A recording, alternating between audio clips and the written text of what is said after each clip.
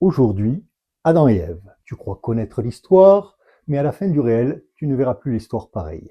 Dieu les place au paradis, où tu peux tout faire, tout manger, sauf un fruit. L'histoire est cousue de fil blanc, la suite est connue. Le serpent parle, non, ce n'est pas le diable, ce serait tordre le texte. Il parle donc à la femme, il lui propose, mais la femme regarde, réfléchit, et puis elle goûte le fruit. Elle se tourne alors vers son mari et lui dit « goûte ». Lui aussi réfléchit et finit par goûter le fruit. Puis Dieu arrive, il les cherche. L'homme dit « Je me suis caché car j'ai vu que j'étais nu. Comment sais-tu que tu es nu ?» Et puis là, tout s'enchaîne, bien sûr. L'homme dit « C'est la faute de la femme dit « C'est pas ma faute, c'est celle du serpent. » C'est le point central du récit. Je me revendique libre, mais je n'assume pas mes choix. Ça te parle, non? Pour moi, pour toi, il est toujours plus simple de dire « C'est la faute de l'autre ».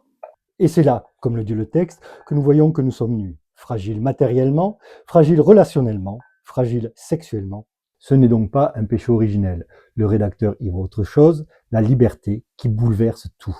Accouchement dans la douleur, travail à la sueur du front, ne sont donc pas des punitions magiques, une conséquence, un prix à payer à la liberté, à l'existence aussi.